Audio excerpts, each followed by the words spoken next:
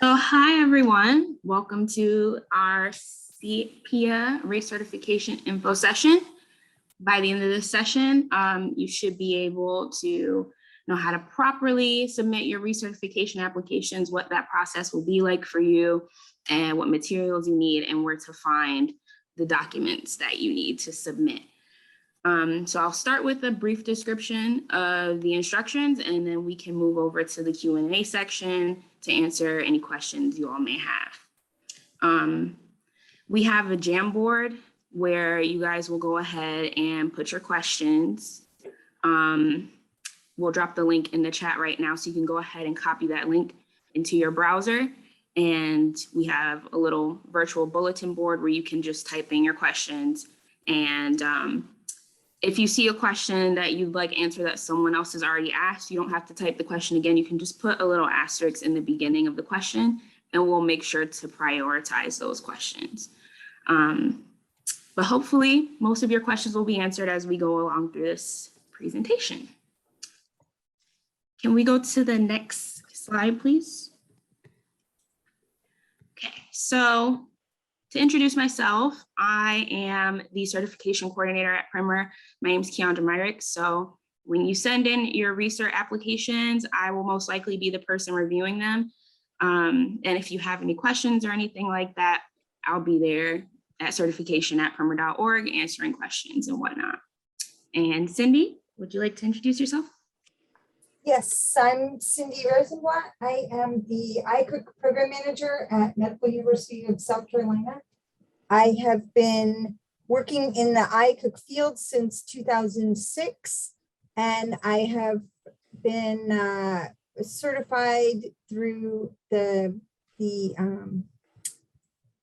ICOOC Certification Council since 2008. So I think that I took it I took the test the third time it was offered. Okay, can we go over to the next slide, please?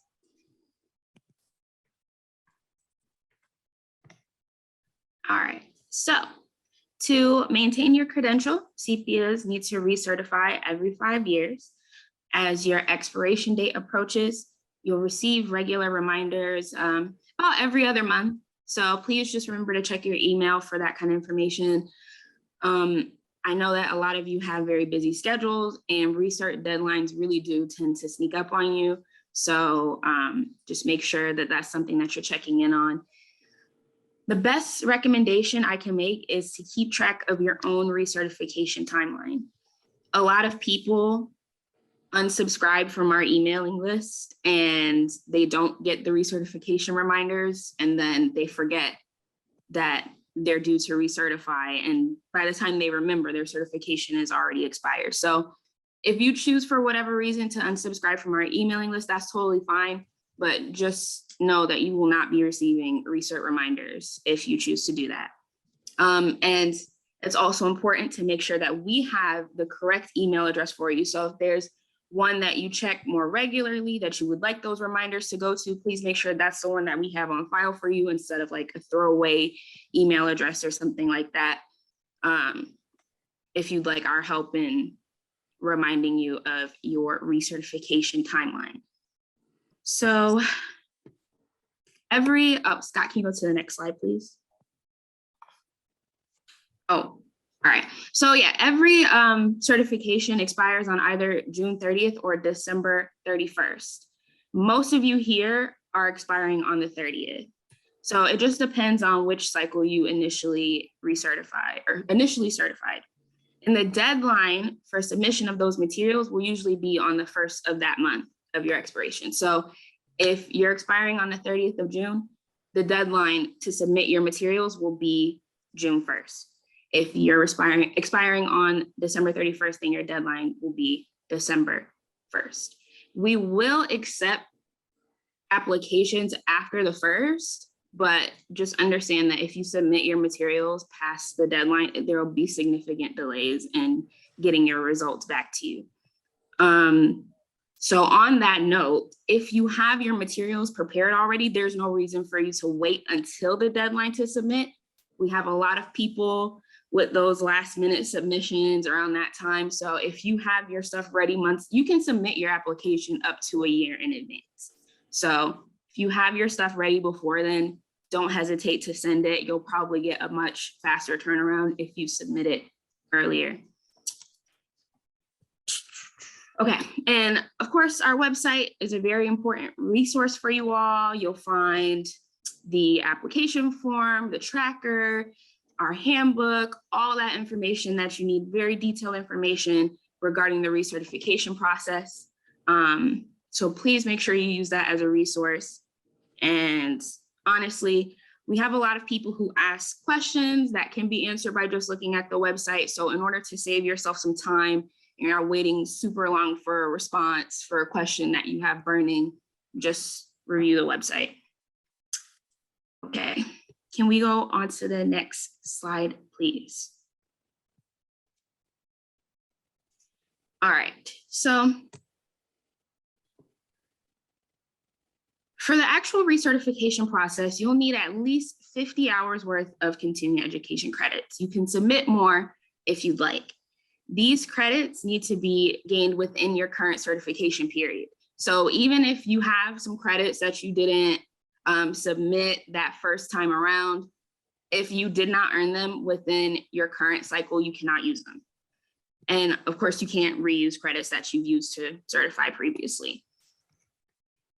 So if you have a program that you're not sure if it's eligible for credit, you can just, usually you'll be able to find that information on the website of whatever program you attend. But if you can't, you can email us at certification@primer.org, and you can send slides, an agenda, that kind of stuff. And we will check and see if it's eligible for credit, and we'll have the council review them if we're not sure ourselves.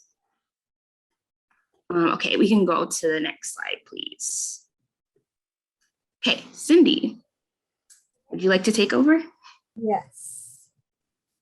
So we require 50 hours of continuing education, but we acknowledge that some of the continuing education that's still useful to you in your role is not something that necessarily falls into the IACUC administration body of knowledge that the council has approved. So at least 40 hours must be directly related to IACUC administration. Most of the stuff you can get at Primer, most of the all of the OLA webinars, USDA webinars. I can't think of any neighbor webinars that haven't been approved for credit. The sort of easily accessed information that's out there is all going to be considered directly related to IACUC administration. You have another 10 hours that we classify as professional development. So professional development topics need to still be relevant to what you are doing to support your IACUC. So could be leadership development, it could be general laboratory animal science if you participate in post-approval monitoring, or you help PIs with protocol, with writing their protocols, maybe if as part of your IACUC duties. What it cannot be is IRB sessions, because your other hat is as the IRB administrator. So those are not directly or even indirectly related to IACUC and your role on the IACUC side of your responsibilities. And so those types of things are not acceptable even for professional development. But in your documentation in the continuing education tracker, there is a space for you to explain how different sessions relate to your role, your IACUC role in your institution, or you know, in whatever capacity you're in the iCook field. And explaining why this is relevant goes a long way towards quick and easy acceptance of your professional education or your professional development credits. And we currently have 12 separate categories, and I'll go through those in a minute. So can we go to the next slide?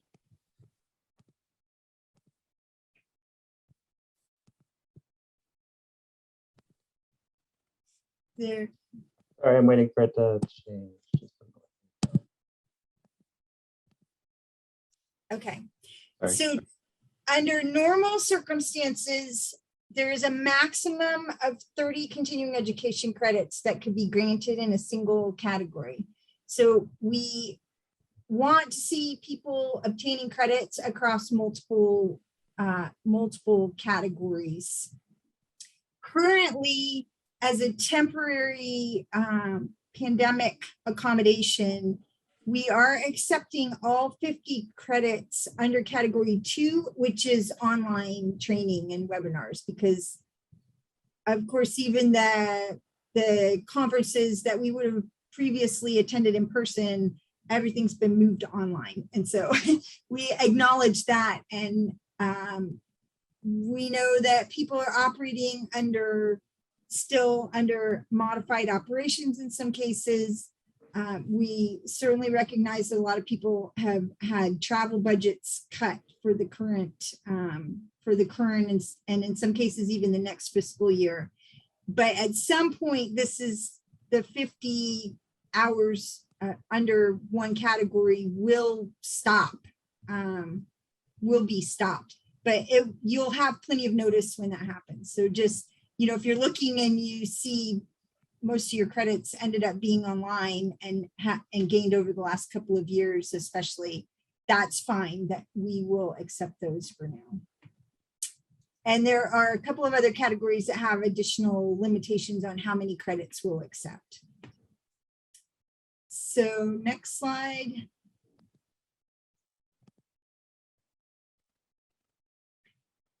So educational activities and presentations that are heavily scientific, animal care types of things. So I know a lot of people assist with on the iCook side, but a significant portion of their job is on the lab animal side, you know, working actually with the animals in a caretaker or vet tech role.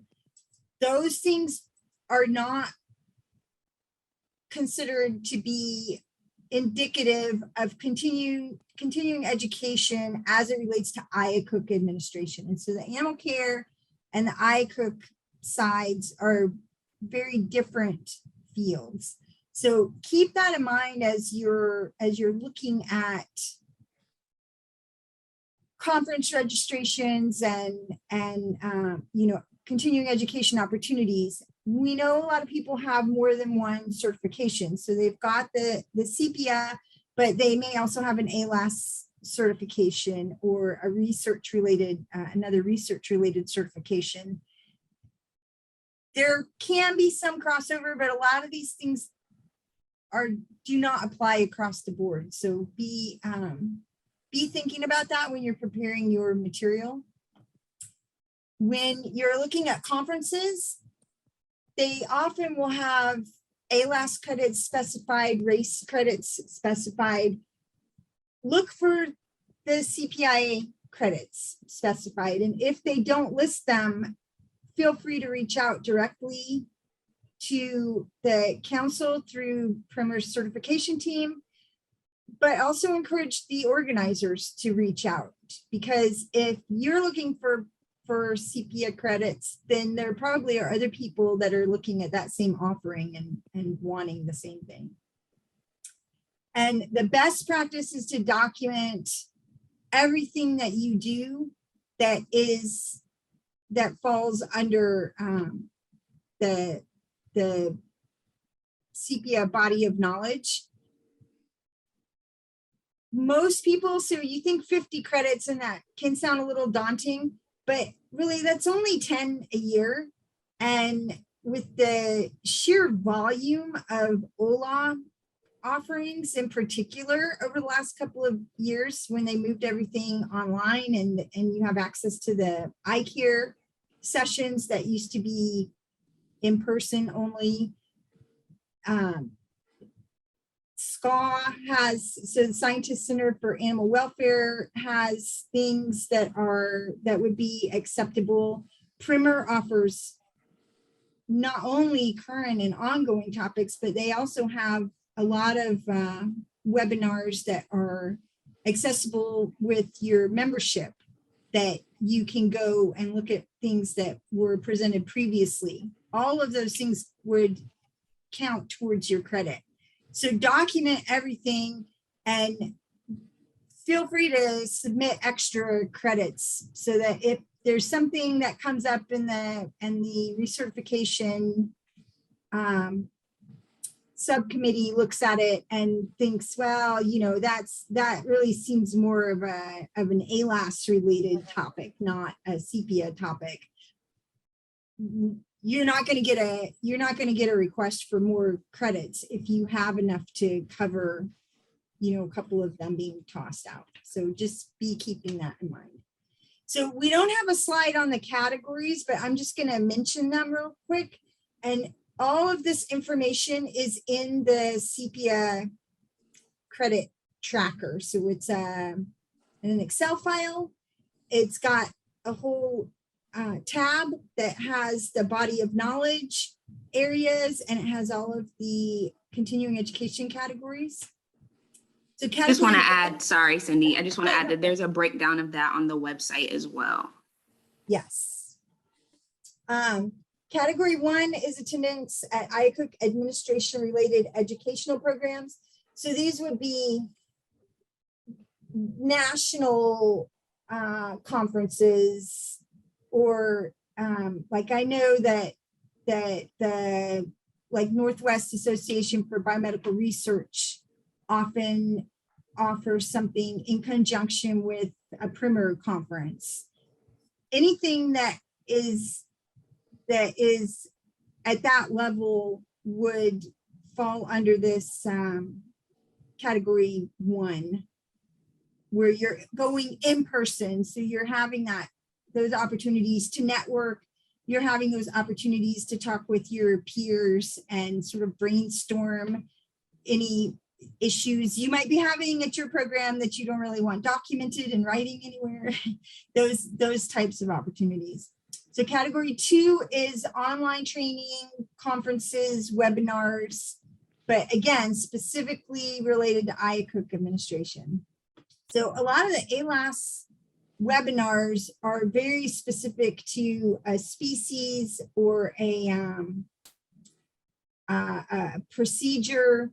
So for instance, you know, an update on approved euthanasia methods when new AVMA guidelines are coming out would fall under IACUC administration, but a presentation on how to euthanize mice would not. So that's very specific, and that's very focused on animal users, not so much on IACUC administration. So as an idea of when something might fall under that category.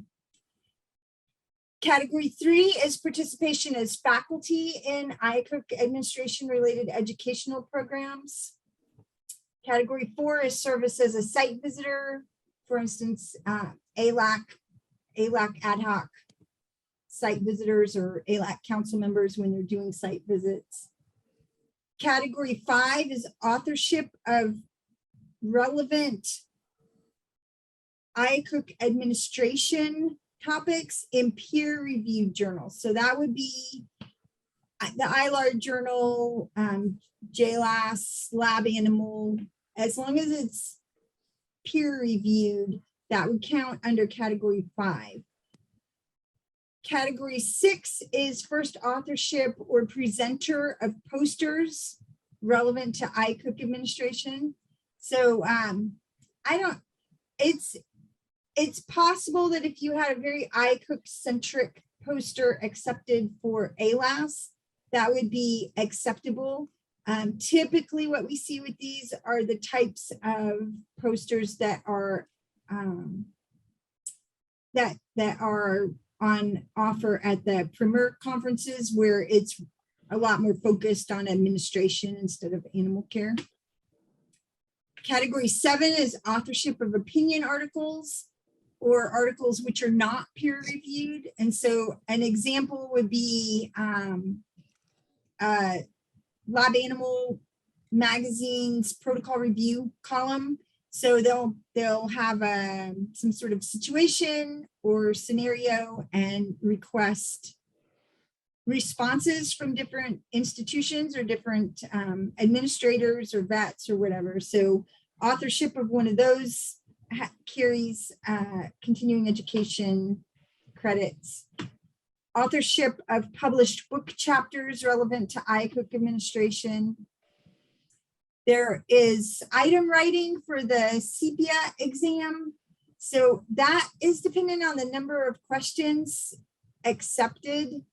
And that's not one that we see often. Attendance, category 10 is attendance at a CPIA exam item review session. So that is a function of the members of the council.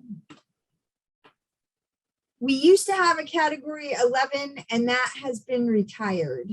That one was not very helpful to many people and they decided it was better to just remove that. So category 12 is participation in iCook administration related local or regional networking groups. So there are some areas that have very active local groups. There's also at least one that I'm aware of that's gone online. And so they're not peer-reviewed presentations, so they're just typically short presentations that are given by a variety of other iCook administrators on topics that would be of general interest. There could be a little bit of networking time involved, especially if it's in person. Those count at 1 credit per 2 hours attended. So they're sort of like half credit per hour on those. And then the last category is participation in a self-study program, such as Premier's Research Ethics Digest. So there's an animal care and use quiz, and I think those come out once a month. Is that correct, Keandra? I'm sorry, can you say that one more time? Are the animal care and use quizzes from the Research Ethics Digest, are those once a month? Yeah, they are. Once every other month, I think. Okay. Yeah. I mean, still, that's a credit. Yeah. Every time you utilize that resource and take the quiz, and they send you a little email that says you passed it and you earned a credit. And so all of those, there are lots of different ways to earn the continuing education credits.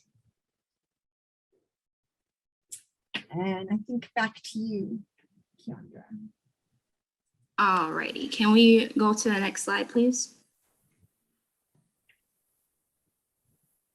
All right, so on that note, it's important to have your certificates of attendance for each of the programs that you're trying to get credit for. Sometimes you might not be able, for whatever reason, to have a certificate of attendance. That's fine. You just need to have a sign off. You can put those things in a list and make sure that your supervisor signs off on them, and you can send that to us as well. And I'm actually going to share my screen for a second because I have a breakdown. I have an example application that we can look at and an example tracker as well to give you guys a better idea of what we're looking for. Okay, so. And of course, Cindy, if you want to jump in while I'm showing this, that is fine. I donated a bunch of my old documents to show different ways that these might look. Yeah, so we have one of our old IACUC conferences. So usually with our conferences, you'll have this tracker page here. A lot of people forget to send us this, so just make sure that you have the complete certificate before sending it. I also want to note, we definitely prefer to have PDF versions of your documents. If you can put them together into one document like this, that's great. But it's fine if you just send us the individual certificates in PDF format as well. And yeah, so sometimes you might have, just an email confirmation instead of an actual certificate. That's fine too. You can send us that. And yep. Cindy, did you want to jump into what these things are? And Sure. So I want to point out, if you are submitting credits for primer sessions, they have a record of all of the sessions. So they already know which ones have been approved for credit. They have access to all the documents they need to check if you are claiming faculty credits. So if you're doing something with primer, it is not necessary for you to submit the whole agenda or descriptions of the sessions, because they have that. It is, and I was not able to find a good example. A lot of people have been submitting like links to a website, which is great when they work, and sometimes those links don't work, and that then creates a little more of an issue. So it's better to submit the actual agenda that has all of the descriptions of the sessions if you're doing a non-primer in-person event.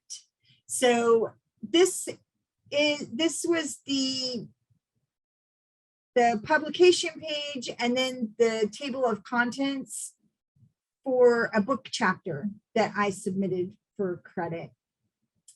On the next one, so this was a poster that was submitted for a primer conference. And the way that I handled this, because a lot of people aren't, they're doing these things collaboratively, right? So you're not the only one that is participating when you're writing an article or writing or preparing a poster. Hopefully, eventually we'll address that in a way that makes this a more inclusive opportunity. But in this case, I was first author, and my administrator was actually the presenter, the poster presenter at the primer session. We both had substantial input into developing this and submitting it and developing the presentation. And so that was a way to share the labor and share the credit on that. So next. So oh, go ahead. This is the citation for so what I would say, this was a lab animal response to a scenario. This particular scenario was not posted on the OLA website because OLA said that they did not have a part to play in the scenario. So normally you can just pull the entirety of the scenario and the responses off of the OLA website, and you could send that instead of having to go this route.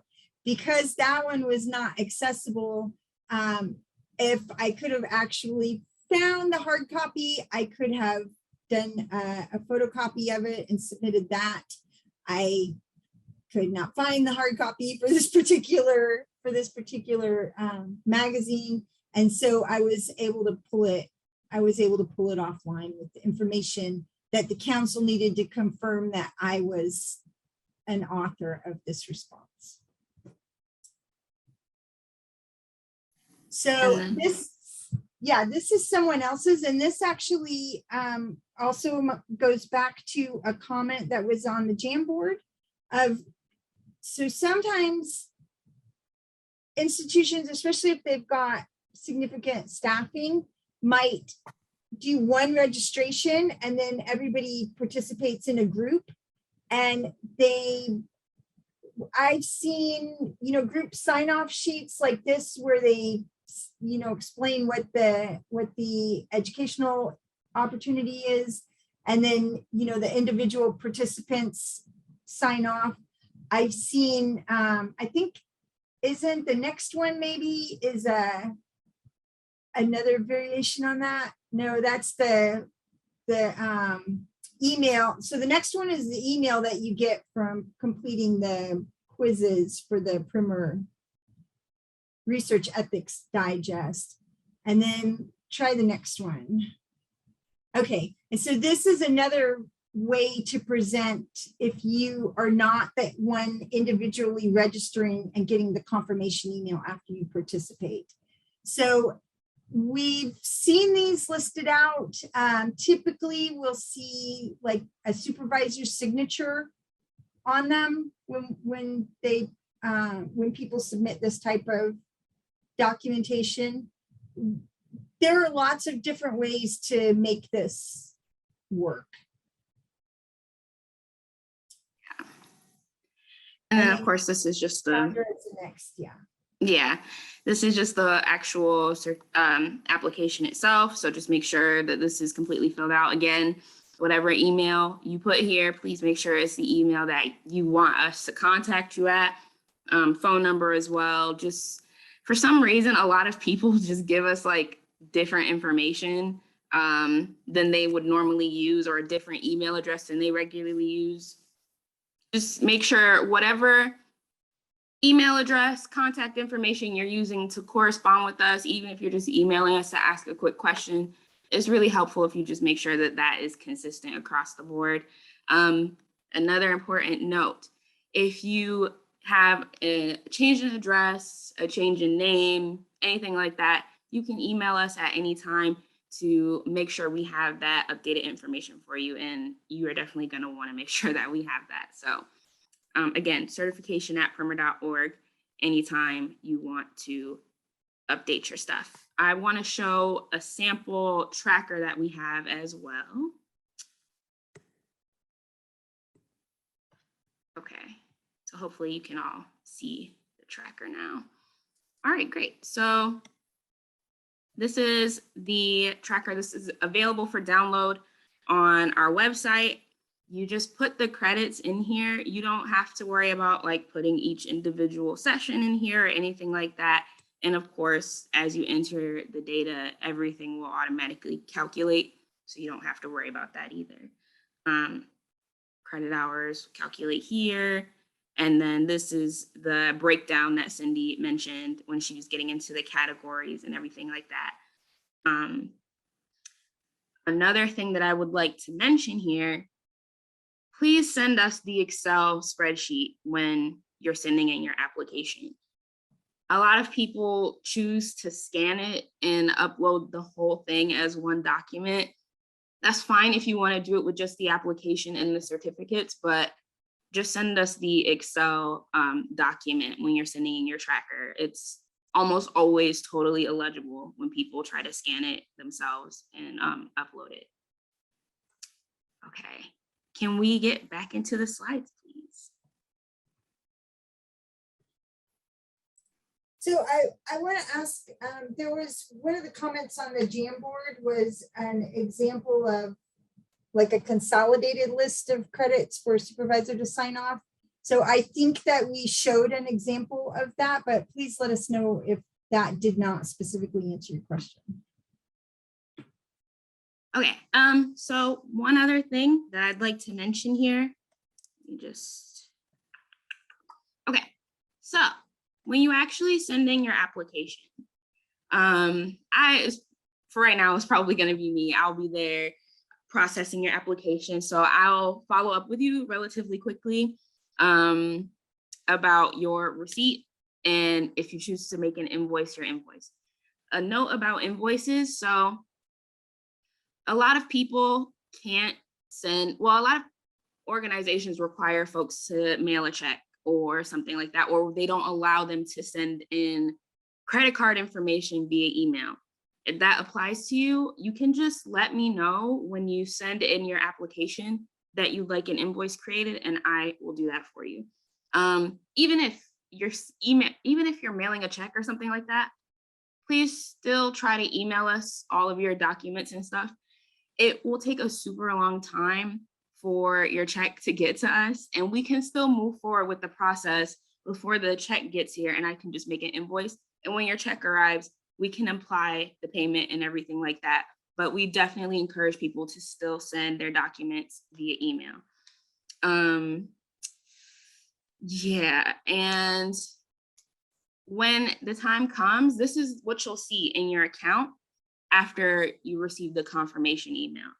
So the All Orders tab is where you'll find your receipts, and they'll be available for download PDF versions there. You do have to log into your account to get this information.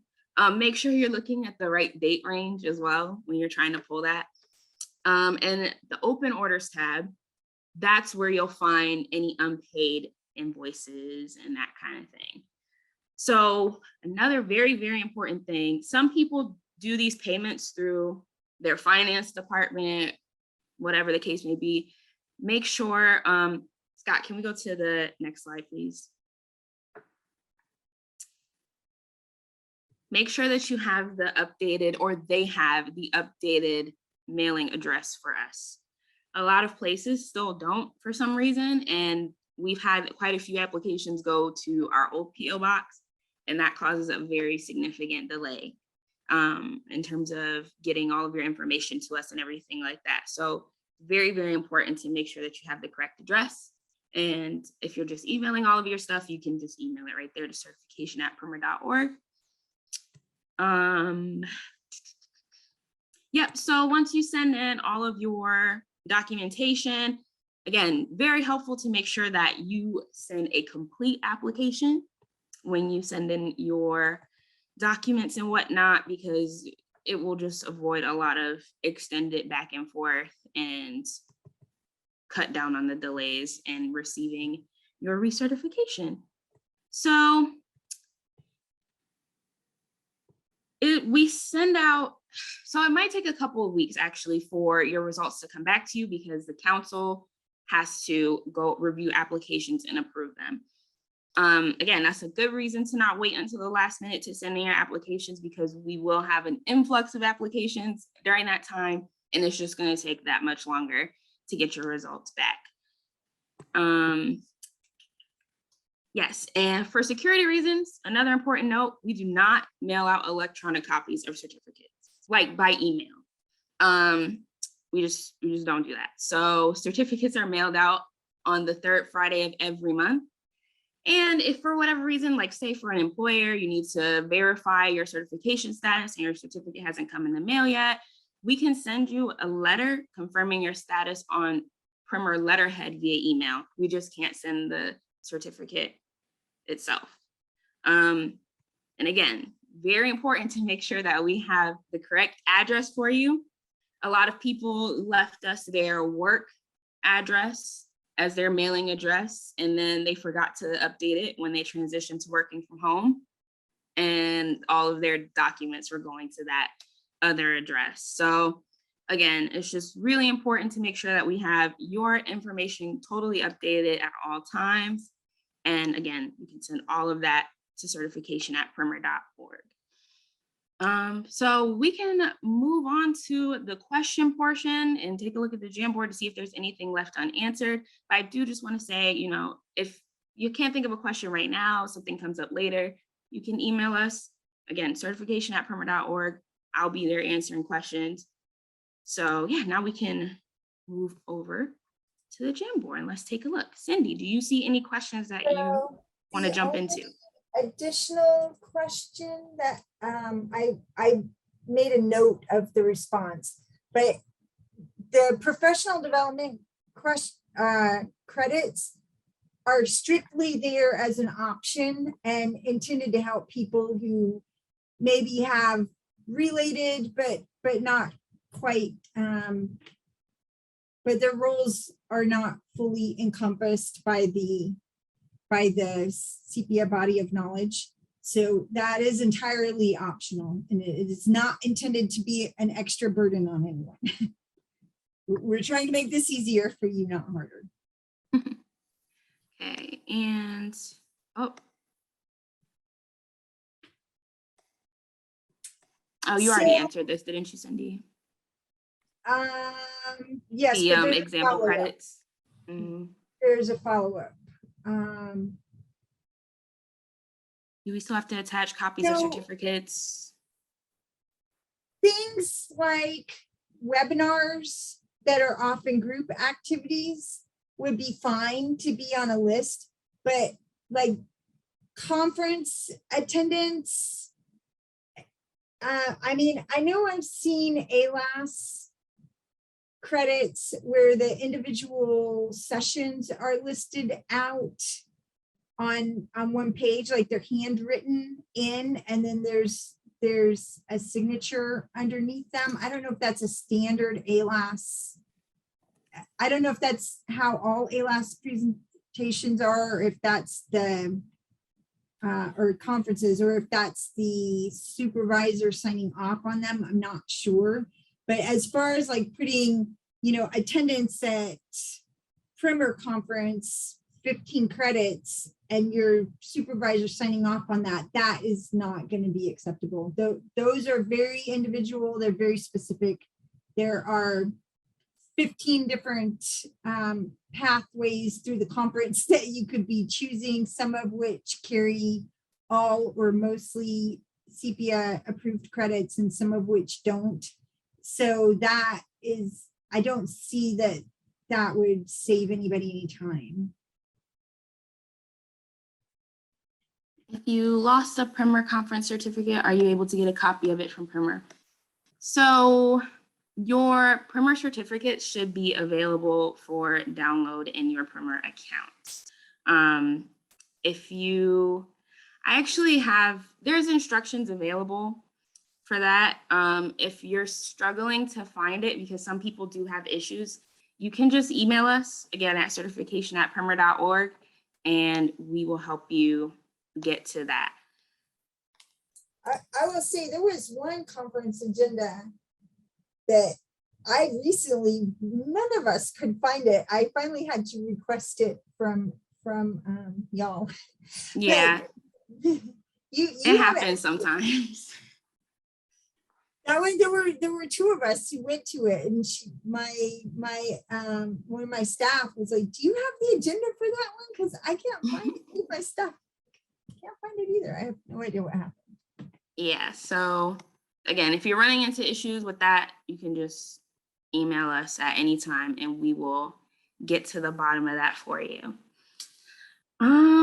I'm trying to think if there's any last things that so I did answer this earlier in the chat, but I do just want to say it now. We're going to be posting the recording of this session on our website, I think next week. So if for whatever reason you want to come back and look at this again, that will be available for you. And we will be hosting sessions in the future as well. So if you want to come and hang out with us again, we will be sending out marketing for that. We'll be having that on our social media, Primer this week, that kind of thing. So just make sure you're looking out for that. And again, I mean, all of the information that we're saying here today is available on the website. So, if you just want to save yourself some time, that will be a very, very helpful resource. I do just want to mention the exams really briefly, even though this session is specifically for people who are recertifying through continuing ed. The information for the exam is always available on our website as well. And the handbook will be a really great resource for you if and when you choose to recertify by exam. So it looks like that's pretty much it for the questions. I will be sending out a really quick survey, like 1 to 2 minutes, everyone who attended today. So if you'd like, please fill that out, and I'll be using that to shape sessions in the future. So it'll be really helpful. I appreciate that a lot. Cindy, did you have any last things that you wanted to add? No, I think just feel free to ask questions ahead of time. If you're not sure about something, Keandra is very responsive. She has just been a very helpful addition to the Primer certification program. Thanks. And you know, she gets queries, she sends them out to the council. We take a look at them. We try to take a look at them very promptly. But I mean, and she'll make sure that if we don't respond promptly, that we get follow-up emails saying somebody's waiting for an answer. But it's you're not bothering us. And frankly, it's easier to answer these on a one-off or a very specific basis of is this going to count or not, than it is to sort through a very random collection of, you know, possible but often not qualifying credits from the, you know, when we're reviewing the documentation. Yeah, and just to add on to that, you know, this process, we know it has a lot of steps, and we know that it's not something that you guys are thinking about 24/7 if you have to do it only every 5 years. So yeah, again, if, you know, we'd rather you ask us questions and everything like that than just sending us stuff and you're confused, and then yeah. So definitely just email us, again, certification@primer.org, if you have any questions or anything like that. So I guess that we can just wrap it up now. Thank you all for attending the session today. I hope that you found it. Yeah, I hope that you found it useful. Thank you to Cindy, our council member, who's very busy, but still took the time out to help us out today. And good luck to everyone with your first time recertifying.